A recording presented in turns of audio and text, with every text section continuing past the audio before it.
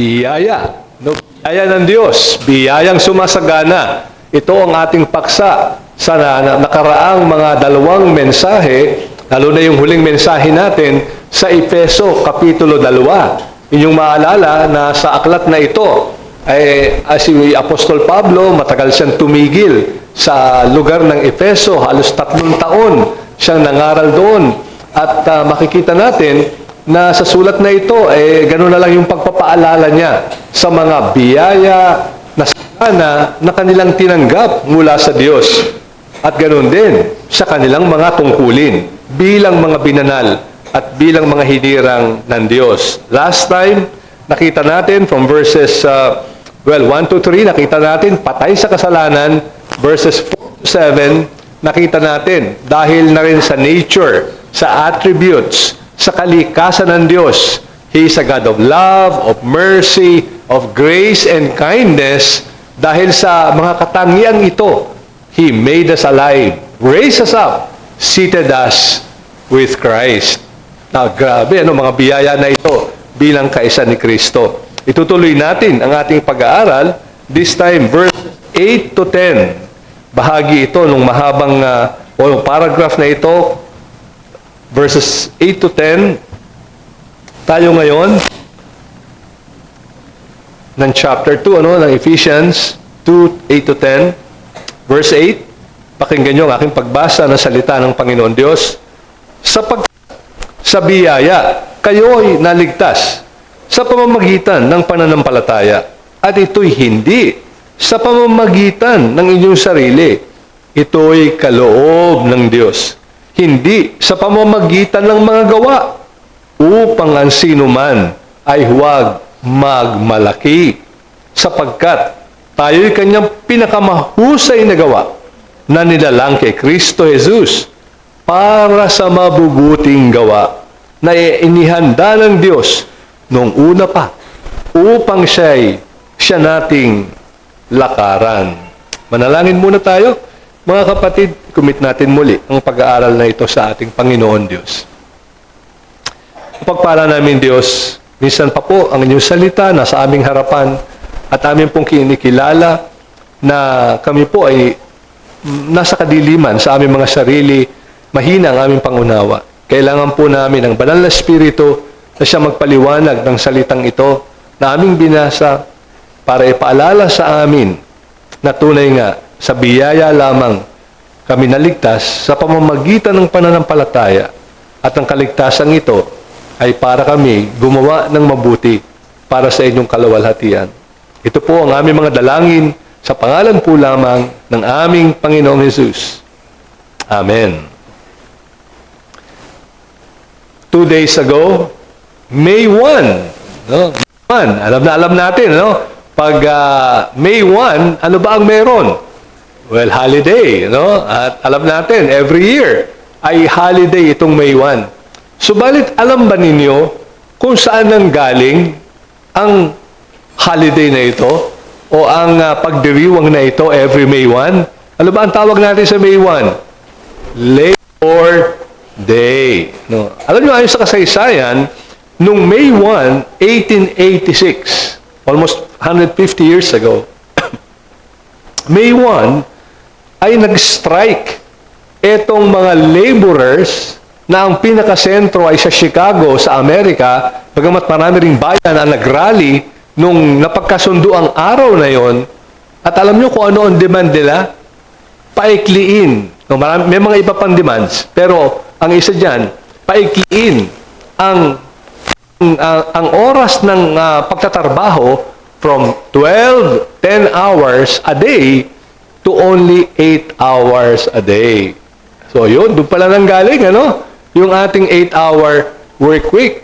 At kumalat itong, sabihin nating rally na ito, subalit, about 2 or 3 days later, naging madugo ang rallying ito.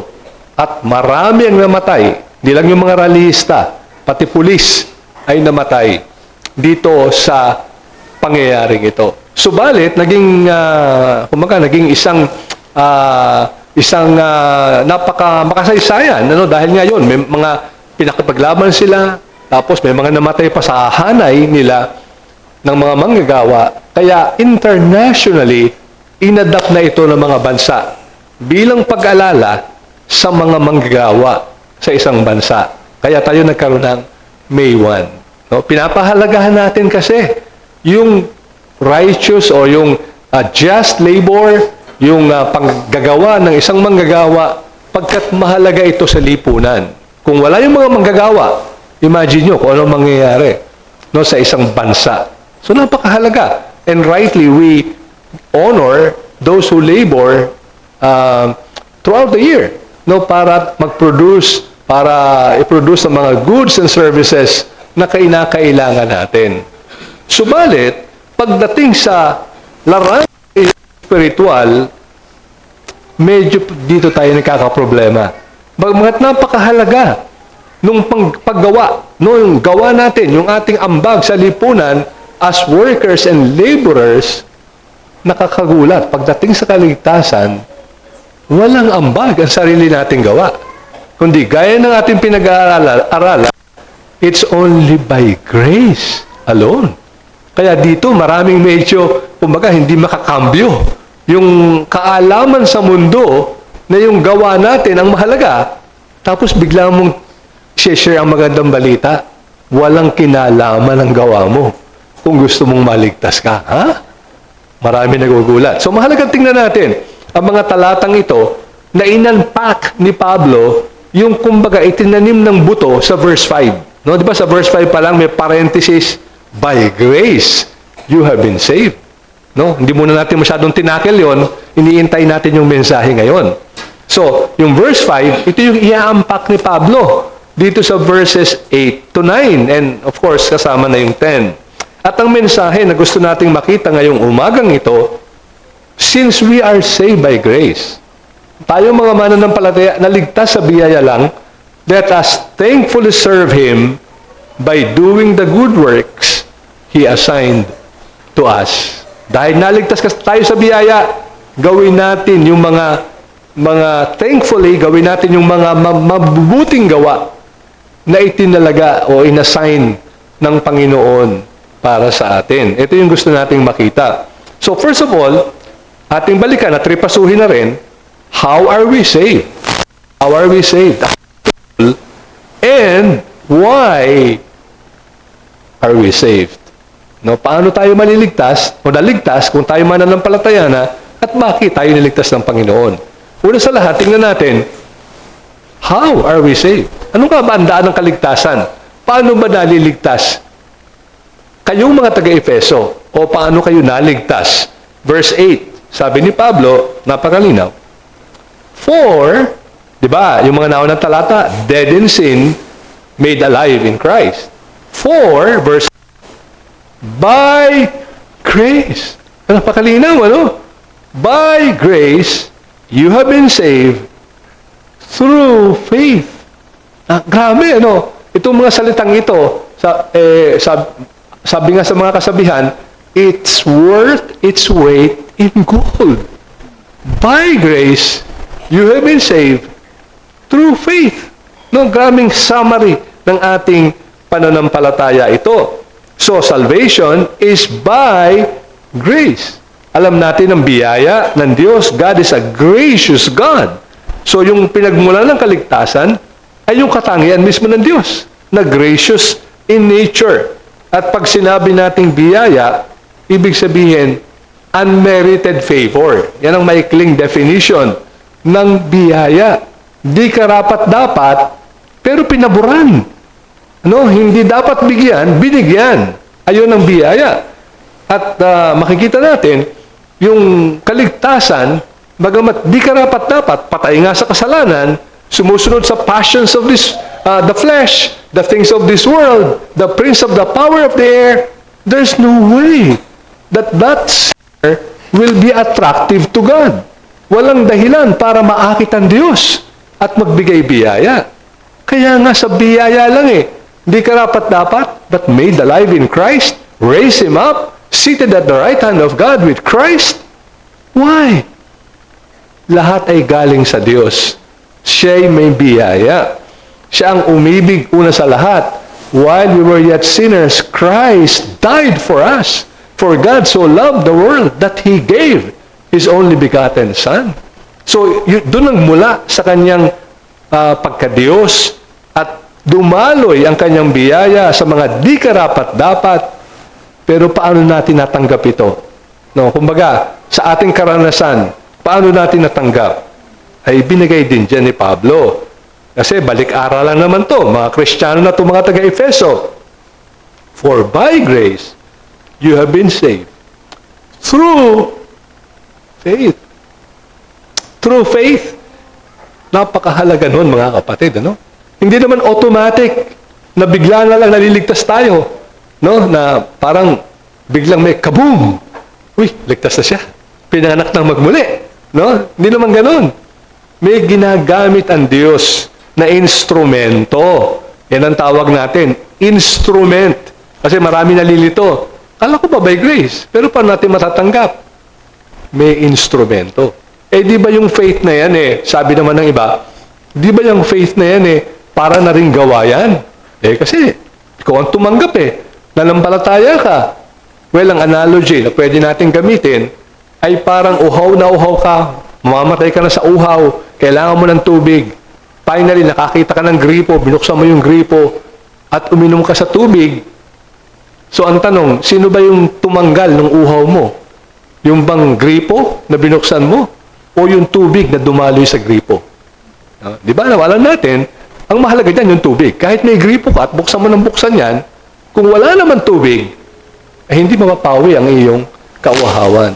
So, that's, of course, not perfect analogy, pero somehow it gives an idea kung ano yung ginamit ng Diyos sa atin para tayo maligtas. Para matanggap natin yung kanyang kaligtasan, ay ginamit niyang kapamaraanan ay yung tayo'y magtiwala, yung faith na ito, which is that turning to God from our emptiness, our deadness in sin, but dahil sa kanyang biyaya, we are able to turn and see the Lord Jesus Christ, find Him so attractive as our Savior, at tayo'y umakap sa Kanya at pinagsisihan ng ating mga kasalanan. So, ito yung privilege, It is given to us, to those who receive Him, to those who believe in His name, He gives the right or privilege to be the sons of God. John 1:12. So, ito yung ibig sabihin dito ni Pablo, mga kapatid. So, faith by itself is not meritorious. No, walang merit o walang walang bisa yung pananampalataya by itself. Ang nagbibigay bisa ay yung ginawa ng Panginoong Yesus. Na binigay siya ng Diyos, binayaran ng ating mga kasalanan, nabuhay na walang kasalanan sa mundong ito, at pag nakita yun ng Diyos Ama, lahat ng mga kaisa ni Jesus ay matuwid sa kanyang harapan. At of course, ang ginamit niya para tayo makasali doon, ay tayo'y nanampalataya. So, yun yung distinction, na kailangan nating pakaingatan, na huwag tayong malito at paghaluin natin yung biyaya at yung pananampalataya natin dito. Para malinaw sa atin ito, dinugsong pa ni Pablo sa mga taga-Efeso. So, for by grace you have been saved through faith, and this, Now, merong konting grammatical debate ang mga scholars. Ano ba yung this na yan? By grace? So, this is not your own through faith, and this is not your own. Alin ba doon? Sabi nila. Mas marami, I think, yung ebidensya o yung pabor sa idea na yung buong clause na nauna. Yung by grace, you have been saved through faith. Yung lahat na yun. This is not your own doing. It is the gift of God. Grabe, Pati pala yung pananampalataya natin, yung biyaya na nagligtas sa atin, at yung pananampalataya para tanggapin yung kaligtasan, lahat ito ay kaloob lamang ng Diyos. It is all God. Lahat siya nagbigay. And pag sinabing kaloob, binibigayan. sa atin na walang bayad. Kaya nga kaloob lamang ito, no? Binibigay ito ng Panginoon na walang bayad. Kaya kaloob ito. Hindi ito lang galing sa atin, no? Parang, of course, pwede tayo humingi ng regalo. Yung mga bata, in fact, humihingi ng regalo, di ba? Mami, Daddy, bigyan mo ako regalo. Pwede naman yon sa tao, no? Pero pagdating sa Panginoon, o kalimitan, yung gift, ay ibinigay, kaya nga gift ang tawag doon, hindi natin ito pinagtrabahuhan. No? Ito hinihiling natin sa Diyos bilang kaloob na walang bayad. Okay, so verse 9, para idiin pa ito lalo ni Pablo, kumbaga para talaga takpan lahat ng butas, not a result of works. No, kasi nga, yung mga sinusulatan, baka na-impluensyahan din ng mga Hudyo, no, ay mga Hudyo, masyado ang emphasis sa mga ritual. No, at sa mga gawain na parang sa tingin nila, yun ang daan ng kaligtasan. No? And so, andun yung temptation. Naisipin nila na kaya sila ligtas, meron silang ginawa. Eh, ang arrangement nito napakaganda, no? Doon sa verse 8, this is not your own doing, it is the gift of God. Tapos kasunod, not a result of works. So merong parang ang tawag diyan ay chiasm, ano? Yung nasa gitna, yung pinakamahalaga. No, na sandwich ng dalawang not your doing, not your works. Ano yung nasa gitna? It is the gift of God. So para sa mga Hudyo na sanay sa chiasm, kasi very common itong literary device sa kanila para ipakita ano yung mahalaga. Sa atin kasi medyo linear, no? Argument, boom, conclusion, no? Pinakamahalaga yung huli. Eh sa kanila, pag ganun, no? Argument, boom, yun ang pinakamahalaga. Another set, argument. Na usually parallel doon sa mga nauna. So, nakapag-ganun siya, no? So, ganun ito. Not the result of that you're doing, gift of God, ang sentro, and then, ang parallel, not the result of works. Kaya yun ang sentro. It's the gift of God. Therefore, verse 9 pa rin, so that no one may boast. Eh di ba napaka-logical nun? Kung tayo ang may gawa, kung pagalingan ito, the more you serve God, the more you sacrifice, the more you give to the poor and needy, bagamat mahalaga ang lahat ng ito. But the more you do all of this, mas maliligtas ka. Eh kung ganun ito, paligsahan, meron kang karapatang magyabang, di ba? Eh akong gumawa nito eh. Grabe yung sakripisyo ko. Kaya ako nakamta ng kaligtasan. Pwede bang may makapagsabi noon? Wala. Pero alam nyo yung salitang boasting dito, kaagad ang tingin natin mali. Kasi sa ating kapanahunan, pag sinabing boasting, you are probably taking credit. Minsan, o kaya nagmamalaki ka na kalimitan, hindi naman tama na ikaw ay magmalaki, ano? So parang sa atin, ay hindi naman karapat-dapat, o kaya naman, you promote yourself. You promote yourself. Ganun yung boasting sa atin. Pero nung kapanahunan nila, sa kultura nila, yung boasting is simply to recognize the value, the worth, and even to treat someone as your superior. So sa kanila yung boasting ganun. Ano yung mahalaga? Ano yung dapat igalang? Sino yung dapat natin igalang? So kaya nga sa Bible, may makikita ka, I boast, no? Kasi sabi ni Pablo, ako mismo ay nagmamalaki, no? Eh so merong right boasting, merong wrong form of boasting. At ito yung concern dito ni Pablo. The right boasting is you boast in the Lord. Minamalaki mo si Jesus. Niluluwalhati mo si Jesus. That's the right kind of boasting. Pero ang maling pamamaraan ng boasting, inaagaw mo yung luwalhati ng Diyos at inilalagay mo sa iyong sarili. Iyon ang iniiwasan dito ni Pablo. And so, anong application nito sa atin mga kapatid? Well, if we are saved by grace alone, tawag natin sola gratia, then we should therefore give honor to God alone. Yun ang malinaw na sinabi ni Pablo. We cannot boast of anything na ginawa natin. Hindi natin pwedeng ipagmayabang at agawin ng kaluwalhatian. And sadly, ang maraming mga testimonies ngayon ng mga so-called Christians ay nakasentro sa sarili nila. Nung punta ka sa isang typical church, typical kahit evangelical church, makinig ka sa mga patotoo, kung meron magpapatotoo, kalimitan ng sinasabi, dati ganito ako, dati ganun ako, pero ngayon, eto na ako. Tagumpay. Dati noon, ako'y addict sa ganito, addict sa ganun.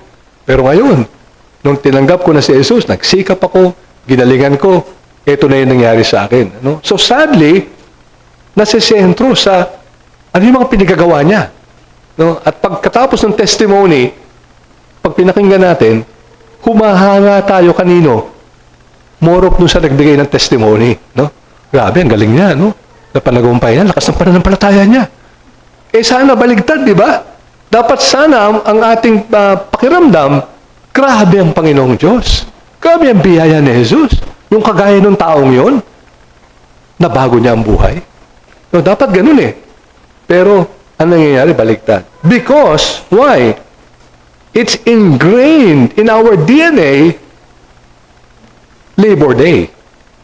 Para ka kumita, para ka magtagumpay, mag-labor ka. Gawin mo yan. We apply the same sa kaligtasan. Kaya doon tayo namamali. Doon tayo namamali. Dahil, kaya nga lahat ng relihiyon, it's a matter of good works if you boil it down to its essence. Halos lahat ng mga maling relihiyon, kalimitan, gawin mo to, gawin mo yon. Only true Christianity ang nangangaral na ang kaligtasan ay sa biyaya lang. Wala kang anumang bahagi dito, tatanggapin mo lang yung ginawa ng Diyos para sa makasalanang kagaya mo.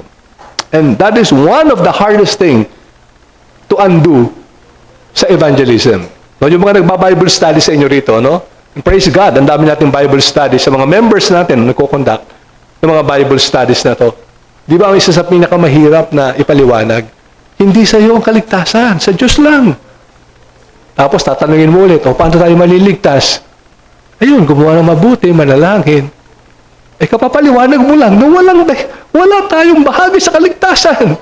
Next session, the following week, Bible study ulit. By grace alone, etc. Through faith alone. Tapos, question and answer sa uli. Paano tayo maliligtas? Ayun, di manalangin ka, sumimba ka, ganun. Yun na naman. Parang hindi matanggal. Why? Dahil nga, sa tingin natin palagi, success depends on our efforts. Napakahirap tanggalin. Jeremiah 9, verse 23, Thus saith the Lord, let not the wise man boast in his wisdom. Ito yung maling pagmamayabang. Sa atin nakasentro. Let not the mighty man boast in his might. Let not the rich man boast in his riches. But let him who boast in this, that he understands and knows me, that I am the Lord, who practices steadfast love, justice, and righteousness in the earth. At sabi ng isang panalangin na nakasulat dito sa website ng Gospel Coalition, Dear Jesus, sabi nung nagsulat, Dear Jesus, this passage, Jeremiah 9, reminds me that there's bragging rights and there's bragging rightly. Merong bragging rights, nagyayabang ka, may nagawa ka, pero merong tamang boasting. There's boasting to get attention. I did this, I did that. And there's a form of boasting that gives all the attention and adoration to you. That's the kind of bragging I want to specialize in. Lord, I want to delight first and foremost in you. Ayun. So nakita niyo mga kapatid, Hindi lahat ng boasting mali. Hindi lahat ng bragging mali. Mali lang yan kung sentro sa iyong sarili. Pero kung nagmamayabang ka sa ginawa ng Diyos, pinagmamayabang mo ang ginawa ni Jesus para sa iyo, tama yun. You are glorifying our God. And so, nawa sa ating mga buhay, may we also exalt the triune God, Father, Son, and Spirit, dahil sa ginawang pagliligtas sa mga makasalanang tulad natin. But then finally, Second point, why did God save us? Verse 10. Bakit ba tayo niligtas? Sa biyaya. No, bakit? Wala naman tayong ginawa, iniligtas tayo. Ano bang gusto ng Panginoon mangyari sa atin? Verse 10. For we are His workmanship. Sa original daw, na Grego, nauna yung His workmanship. For we are. Parang ganun. Inuna yung His to emphasize that it is God who did this. Ang Diyos ang gumawa nito. For, that's the reason. Why is it that salvation is by grace, not of works?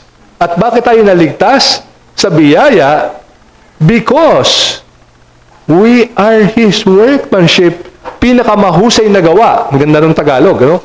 Pinakamahusay na gawa.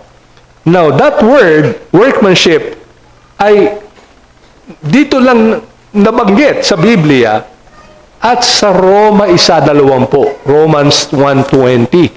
Twice lang ito ginamit ni Pablo, isa sa Efeso, isa sa Romans 1:20, na kung saan yung word na ito, workmanship, ay ginamit in relation to creation.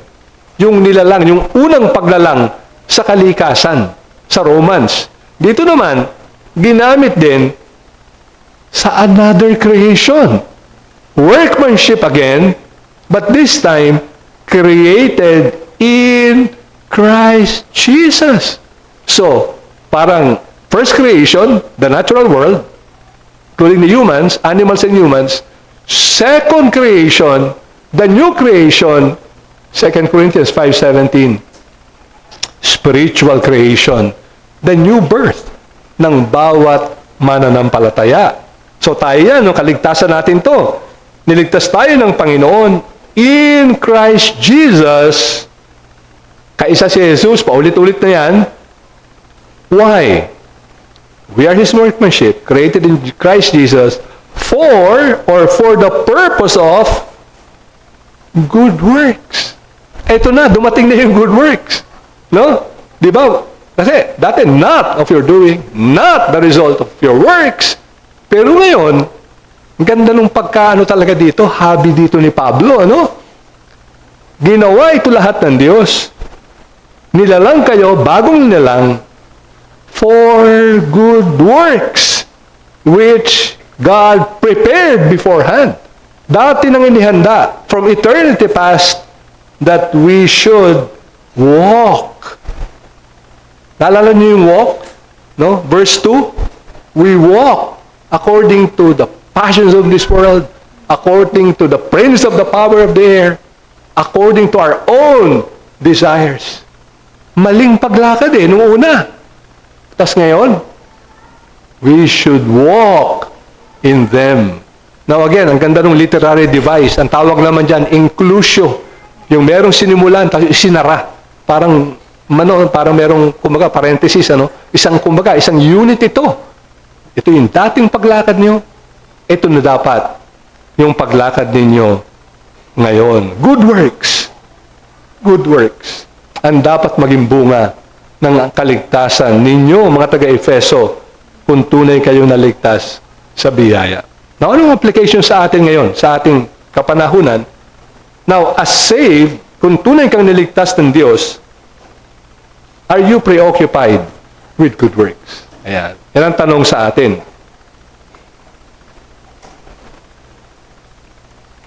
Are we preoccupied with good works? And again, sadly, many professing Christians live very inconsistent lives. No, inconsistent. Meron isang article akong nabasa, ang title, Why are Christians so mean?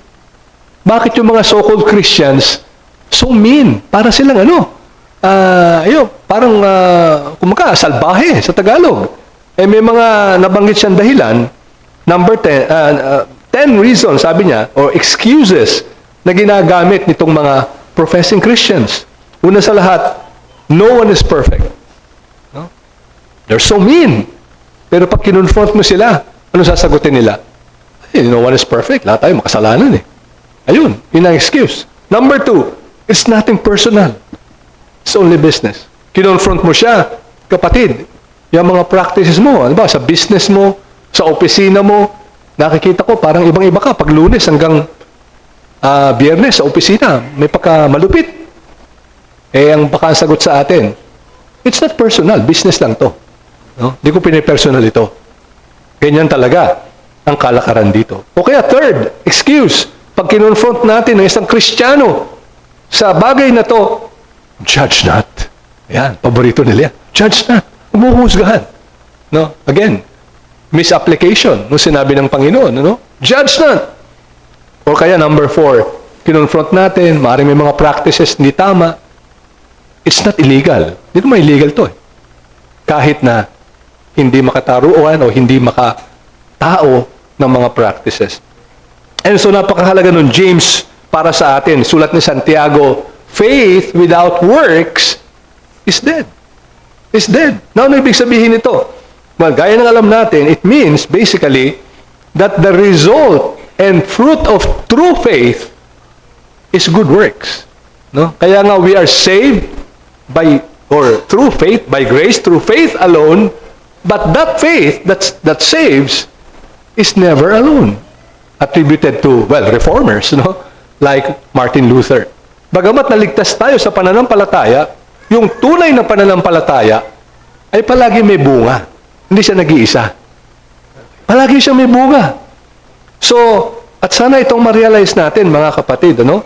It is serving God, yun ang bunga natin, yun yung good works. Dito, in general, to serve God, to serve our fellow human beings, and of course, our fellow believers. And this is, ang bigat nung God has prepared this beforehand. Beforehand. So, yung mga good works na ito, primarily through our callings, through our professions, no? Nilagay tayo ng Panginoon sa bayang ito, sa bayang yun, binigyan ka ng ganitong edukasyon o ganong edukasyon, binigyan ka ng ganong kumbaga, konteksto sa iyong buhay upang at this very moment, ma-practice mo yung calling mo. And that is the way to good works. No, yung iba kasi nag-iisip, sana meron akong ganito, sana ako binigyan ng Panginoon ng ganito, sana doon ako pinatira ng Panginoon sa bansa na yon. Sabi ko siguro magagawa. O sana binigyan ako ng Panginoon ng ganito. Parang hinahanap natin yung wala naman.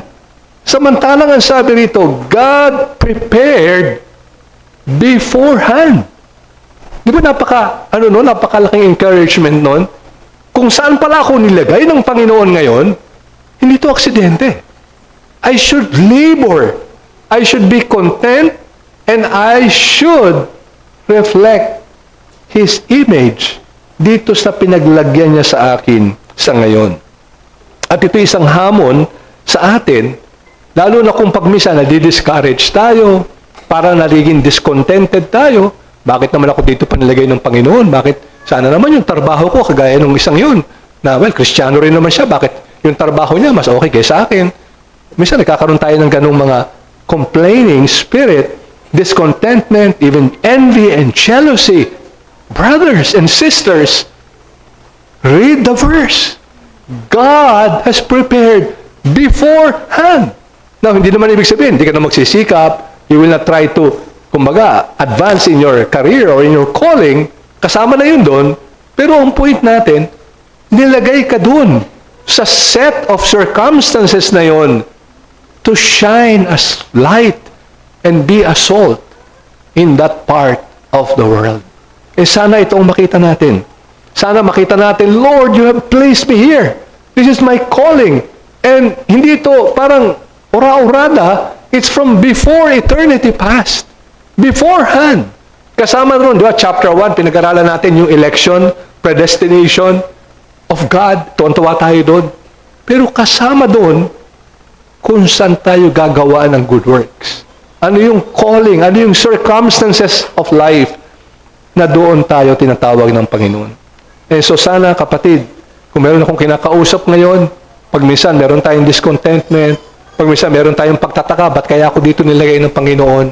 Well, the first thing we have to accept is that beforehand, before eternity past, in that counsel, eternal counsel of God, meron siyang set of circumstances na doon tayo nilagay. At gusto niya doon tayo mag-exercise at magpakita ng good works. Sana itong ating gawin by His grace.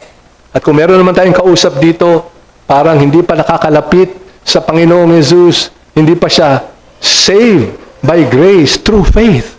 Baka hindi mo pa nadadaanan yung pananampalataya. Hindi ka pa sumusuko kay Jesus. At inaasahan, pinagtitiwalaan siya para sa iyong kaligtasan. Sana ngayon, gawin mo ang bagay na to. Huwag kang umalis. Hindi mo nakikilala ang Panginoong Jesus bilang iyong Panginoon at tagapagligtas. And so in summary, nakita natin mga kapatid, we are saved by grace through faith, but that is to do good works. Serve God, serve our fellow human beings. Not boast about ourselves, but on God alone. Now, siguro yung iba sa inyo ay kilala si Michael Faraday. Nabuhay siya noong 1791, 1867. At alam niyo kung wala si Michael Faraday, wala tayong kuryente ngayon. Wala tayong kuryente, no? Siya ang kinukonsider na inventor nitong electromagnetic induction. More of discovery. Na-discover niya. Andun na yung matagal na, but he discovered yung prinsipyo nito, electromagnetic induction ang tawag. Baka alam na natin deacon to, more than me. No? At ito yung prinsipyo daw behind electric transformers and generators. No? Kaya may mga electric transformer and generator dahil sa inimbento na diskubre ng tao ito, si Michael Faraday. And so without him, wala tayong ganitong power in the industrial scale. No, yung power na buong bansa, pwedeng lagyan ng kuryente, no? Kung hindi na niya na-discover at na-imbento ang kanyang mga pinag-aralan. A world-famous scientist, subalit marami ang hindi alam na hindi lang siya scientist, siya isang elder din ng kanyang local church. No, siya isang matanda, isang pastor ng isang local church. At bahagi ng kanyang gawain ay tumulong sa mahihirap at bisitahin ng may sakit. Imagine that, no? Ikaw ang i-invento, Michael, ng isang imbensyon na magkakaroon ng kuryente ang bilyong-bilyong tao sa buong mundo. Siguro pwede natin isipin, diyan ka na lang, huwag ka nang gumawa ng kahit ano. Huwag ka nang masyadong mag-ano sa church, hayaan mo na yung iba. And yet, this scientist, si Michael Faraday, served humbly in his local church. At ito ang ating hinahanap, mga kapatid. Mga tao na naglilingkod sa iglesia, naglilingkod sa Panginoon, doing good works, while influencing their community for good, showing or working hard para matulungan, mabiyayaan ang mga kapwa-tao nila. Serving God in the church, but serving the community through their good works. At kung ikaw ang tinatawag ng Panginoon sa gawain ito, sana pakinggan mo ang kanyang tawag ngayong umagang ito. May it be your prayer, Lord, I was saved by grace through faith alone. And being saved, tulungan mo ko na gawin ang mga good works that you have laid out for me before the foundation of the world. Amen. Manalangin tayo mga kapatid. O Panginoon namin Diyos, tunay nga, ang inyong biyaya, hindi namin talaga malirip. Ito po ay immeasurable sa aming mga kaisipan. At having been saved by grace, through faith alone, tulungan nyo kami na ma-reflect ito sa aming mga buhay by not boasting about ourselves, kundi kami magmalaki sa inyo lamang at sa inyong biyaya at makita ito sa praktika sa aming mga mabuting gawa sa aming pang-araw-araw na buhay. For your honor and glory, ito po ang aming mga samo at dalangin. Amen.